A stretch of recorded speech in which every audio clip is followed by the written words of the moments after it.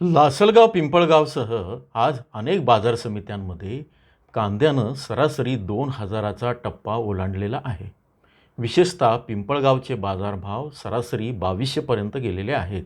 लासलगावचे 2,000पर्यंत पोहोचले आणि नाशिक जिल्ह्यातल्या अनेक बाजार समित्यांमध्ये कांद्याचे बाजारभाव 1,700 ते 1,800 रुपये सरासरी त्यांनी गाठलेली आहे.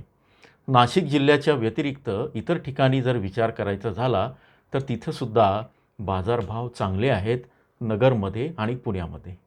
अशातच आणखी एक चांगली बातमी मिळालेली आहे. ती म्हणजे नाफेडनं आपल्या खरेदीचे निकष बदललेले आहेत. आता ते निकष काय आहेत आणि निर्यातदारांचं एक पत्र आहे गव्हर्नमेंटला, त्याच्यामुळे सुद्धा काही संकेत मिळत आहेत. एकंदरीतच येणाऱ्या काळामध्ये कांद्याचा भडका उडून तो अधिक जास्त किंमत तुम्हाला मिळते का, अशी सगळी चांगली परिस्थिती निर्माण झालेली आहे पाऊस असला तरी. अतिशय महत्त्वाची माहिती या व्हिडिओमध्ये आहे. शेवटपर्यंत पहा, जोडून राहा. नमस्कार, ॲग्रोशिवारमध्ये आपल्या सर्वांचं स्वागत आहे. आज आहे मंगळवार, तारीख आहे 23 जून 2024. एरवी मंगळवारी असा ट्रेंड असायचा की मंगळवारी बाजारभाव थोडे कमी व्हायचे आणि ते पुन्हा रविवारी येईपर्यंत म्हणजे शुक्रवारपासून रविवारपर्यंत ते त्यातले त्यात परत वर जायचे. आज मात्र तसं झालेलं नाही आहे. आता कांद्याचे बाजारभाव हे कमी झालेले नाही, वाढतेच आहेत. त्याला 2-3 कारणं जी आहेत ते कारणीभूत ठरत आहेत. तुम्हाला आठवतं का, फार पूर्वी म्हणजे मागचे अगदी तुम्ही 2-3 महिन्याचे व्हिडिओ बघत असाल तर यंदा कांद्याची लागवड किती होती आणि या लागवडीतनं उत्पादन किती आहे, किती कांदा खराब झाला आहे आणि किती येऊ शकतो, असं स्पष्ट सांगितलेलं होतं. मागच्या महिन्यात किंवा मागच्या 2 आठवड्यापूर्वी तुम्हाला मी असंही सांगितलं की कांदा विक्री करताना ॲव्हरेज बिलो ॲव्हरेज कांदा काढून टाका. चाळीतला खराब कांदा असेल तर तोही विकून टाका. पण आता मात्र थांबण्याचे किंवा थोडं थांबून चांगल्या बाजारभावाचे दिवस आहेत. त्यानुसार निर्णय घेण्याचे दिवस आहेत. अचानक कांद्याची आवक बाजारात वाढवू नका. कांदा जर स्थिर ठेवला, टप्प्याटप्प्याने विका, चांगला जरी कांदा असेल तर. असे संकेत आहेत, अतिशय चांगले संकेत आहेत. या 3 ज्या घटना आहेत त्या तुम्हाला मी सांगतो. पुढे जाण्यापूर्वी चॅनलला नवीन असेल तर तातडीनं इथं लाईक करा, सबस्क्राईब करा आणि तुमच्या प्रतिक्रियांचं स्वागत आहे.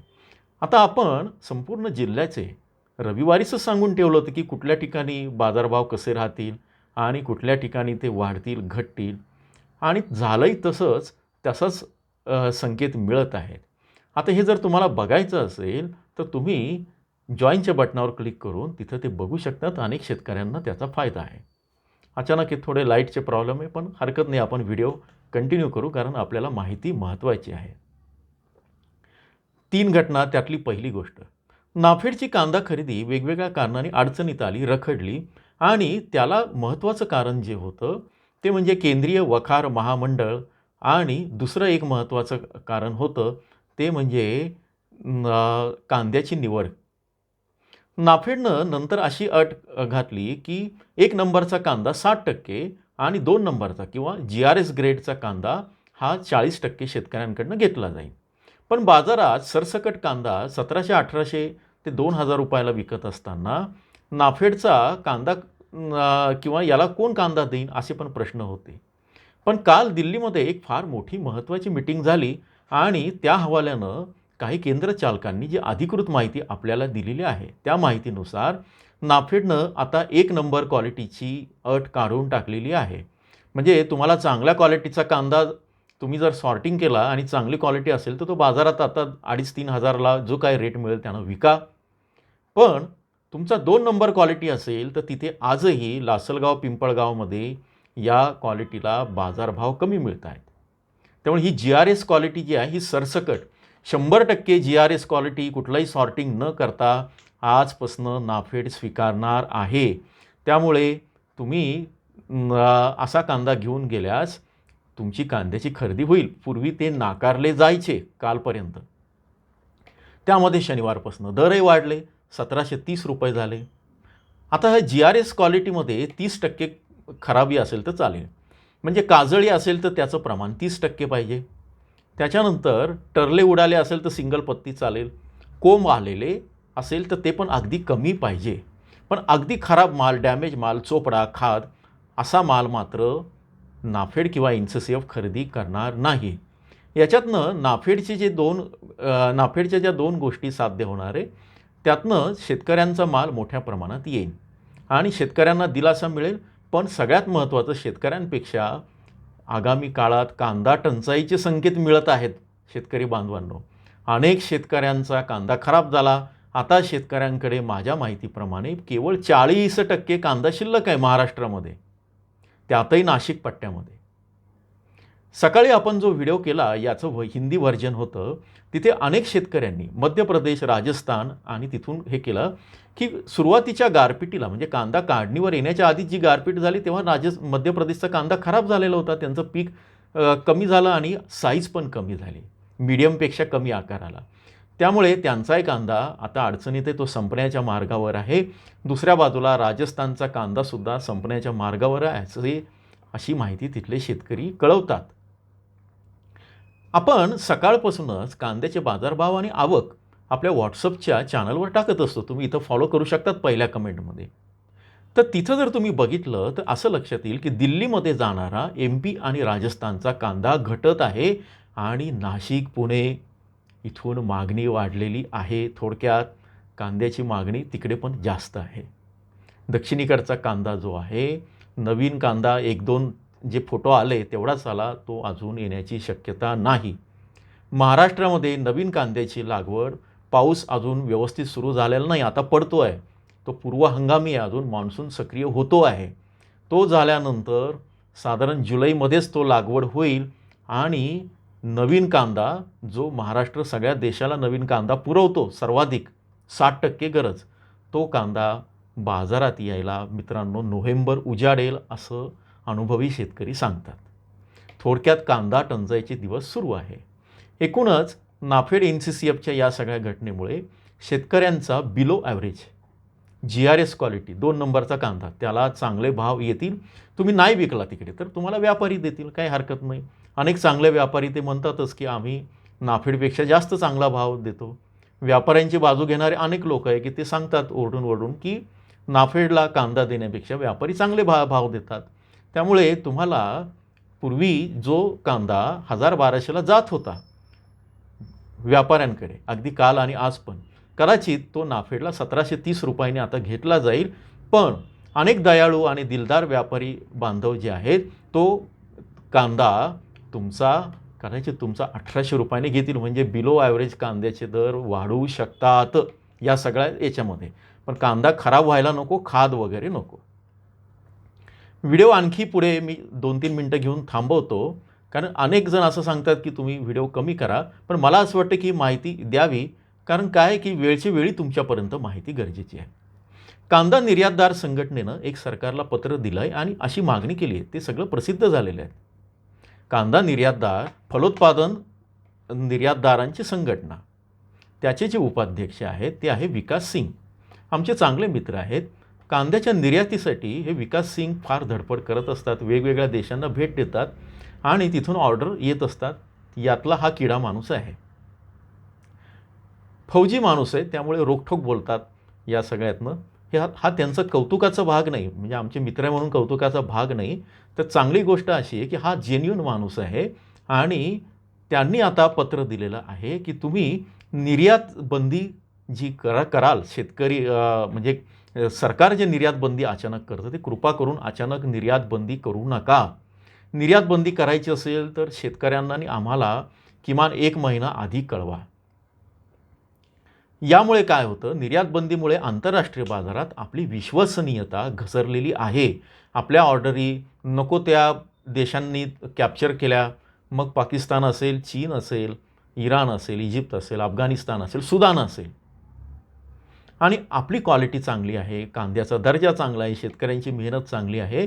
पण गव्हर्नमेंटचं धोरण चुकल्यामुळे निर्यात अचानक बंद केली जाते, परिणामी बाजारभाव घसरतात.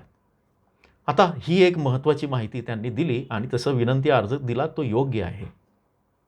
अशी निर्यात बंदी झाली तर मागे निर्यात शुल्क वाढवणं, निर्यात बंदी करणं, यामुळे शेतकऱ्यांचं नुकसान झालेलं आहे. पण यंदा परिस्थिती फार वेगळी आहे शेतकरी बांधवांनो. या पत्राचा दुसरा अर्थ काय निघतो? या पत्राचा दुसरा अर्थ असा निघतो की यंदा कांद्याची टंचाई आहे. म्हणजे कुठलंही कारण नसताना अचानक जेव्हा निर्यातदार पुढे येऊन असं सांगतात की तुम्ही कृपया कांद्यावर बंदी घालू नका निर्यातीसाठी किंवा निर्यातीचं शुल्क लावू नका, त्या अर्थी कांद्याची टंचाई आहे हे आता व्यापाऱ्यांना आणि निर्यातदारांना समजलेलं आहे. अनेक चांगले कांदा व्यापारी आहे, म्हणजे सगळेच नाफेडचे भ्रष्टाचार करतात असे नाही आहेत, की काही चांगले पण आहे, व्यवस्थित त्यांचा व्यवसाय चालू असतो. काही चांगले निर्यातदार पण आहे. काही व्यापारी छोटे छोटे व्यापारी आहे, शेतकऱ्यांची मुलं आहेत ते. आपल्या ग्रुपमध्ये पण ते आहेत, संपर्कात असतात. या सगळ्यांनी जे अंदाज दिलेत आणि काही शेतकऱ्यांनी अगदी ही जेनजी मंडळी आपल्याशी जोडलेली आता ते म्हणत आहेत की यंदा कांदा कमी आहे, टंचाई आहे. हे फार आधीपासून ते सांगत होते आणि आता तर अनेकांकडे आता कांदाच नाही, बाजारभाव वाढले पण विकायचं काय? आम्ही तर 5च रुपयाला विकला होता किंवा 7 रुपयाला विकला होता. एकूणच काय कांद्याची टंचाई निर्माण झाली. तुम्ही बघितला परवाच्या व्हिडिओमध्ये, परवाच्या काय कालच्याच व्हिडिओमध्ये आवक घटलेली आहे, आकडेवारीसह सांगितलं आपण. उगाच फेकू पण आहे असं काही सांगितलेलं नाही आहे. निर्यातदारांचं पत्र, व्यापाऱ्यांची भीती आणि दुसऱ्या बाजूला नाफेडला बदललेल्या अटी, हे सगळं कशासाठी आहे? यातनं एकच संकेत मिळतोय, कांद्याची टंचाई येणार. जेव्हा कांद्याची टंचाई येते त्यावेळेस कांद्याचे भाव भयानक वाढतात. पण हे भयानक शब्द मी वापरतोय या वर्षीसाठी, हा भयानक शब्द 30-40 रुपयापर्यंत धरा. फक्त एकच गोष्ट आहे, लासलगावमध्ये कुठल्या माध्यमांनी, लासलगाव किंवा नाशिक जिल्ह्यामध्ये चुकीच्या बातम्या द्यायला नको आणि दुसऱ्या बाजूला दिल्लीवाल्या माध्यमांनी किंवा काही तथाकथित मुंबई पुण्याचे किंवा नाशिकचे काही माध्यमं आहेत, व्यापारी माध्यमं आहेत, गृहिणींचं बजेट काय बिघडलं कांद्याचे भाव वाढल्यामुळे, अशा बातम्या द्यायला नको. या बातम्या दिल्या तर या माध्यमांचा बहिष्कार करा असं आपण सांगितलं होतं. त्याचा परिणाम झाला, मधल्या काळात त्या बातम्या थांबल्या. आणि मला खूप आनंद आहे की आमचे दुसरे जे मित्र आहेत, कांदा उत्पादक शेतकरी संघटनेचे जे संस्थापक अध्यक्ष आहेत, त्यांनीसुद्धा हीच भूमिका घेतली की अफवा पसरवू नका. अशा चुकीच्या बातम्या देत असेल तर त्यांना आम्ही तर धडा शिकू असं म्हणाले ते. त्यांच्यावर बहिष्कार टाका असं तेही सांगत आहेत. त्यामुळे एकूण काय, ते बाजारात आता शेतकऱ्यांची एकजूट दिसते आहे आणि ही एकजूट कायम ठेवा, ही जागृती कायम ठेवा. येणाऱ्या काळात टंचाई आहे, कांद्याची टंचाई निर्माण होऊ शकते. पावसाने आणखी कांदा खराब होईल म्हणजे आणखी टंचाई होईल, म्हणजे आणखी बाजारभाव वाढतात. थोडेसे पडू शकतात खराब मालाचे. तुम्हाला काय करायचं आहे की ॲव्हरेज बिलो ॲव्हरेज कांदा असेल, नाफेड घेत असेल तर देऊन टाका, चोपडा खात असेल तो विकून टाका. चाळीतला कांदा खराब होत असेल तर आत्ताच तो द्या, भले नाफेडकडे द्या, कुठेही द्या. पण चांगला कांदा सध्या अचानक बाहेर काढू नका. निर्यातीचा टप्प्याटप्प्याने विका. काढू नका म्हणजे डायरेक्ट दिवाळीला काढा आणि 100 रुपये भाव होतील का, असं नाही. टप्प्याटप्प्याने विका. आता समजा तुम्ही 2 ट्रॅक्टर आणणार असाल तर पिकअपमध्येच आणा. एक पिकअप पुढच्या आठवड्यात आणा किंवा एक ट्रॅक्टर आता आणा, एक नंतर आणा. आवक तुम्ही मर्यादित ठेवलेली आहे. शेतकरी खूप सजग झालेला आहे. त्यामुळे खूप चांगले यंदाचे चांगले संकेत मिळत आहेत आणि तुमचे बाजारभाव पण टिकून आहेत. निष्कर्ष काय आहे? नाफेडने कांदा खरेदीचे, नाफेड आणि NCCF 2 लाख मेट्रिक टन आहे. निकष बदलणं म्हणजे त्यांना कांदा टंचाईची संभाव्य चाहूल लागणं. निकष बदलल्यामुळे शेतकऱ्यांचा ओढा तिकडे जाईल. बाजार समितीमध्ये जर गॅप झाला तर कांद्याची खरेदी वाढेल, बाजारभाव वाढेल, मागणी वाढेल, कांद्याची भाव वाढतील आणि या दबावामुळे बिलो ॲव्हरेज कांद्याला सुद्धा चांगला बाजारभाव मिळू शकतो. हा एक शक्यता आहे. आणि निर्यातदारांना आणि व्यापाऱ्यांना जी भीती वाटते की निर्यात बंदी होईल, निर्यात बंदी केव्हा होते? देशांतर्गत जेव्हा भाव भडकतात. पण भाव कधी भडकतात? कांद्याची टंचाई होते.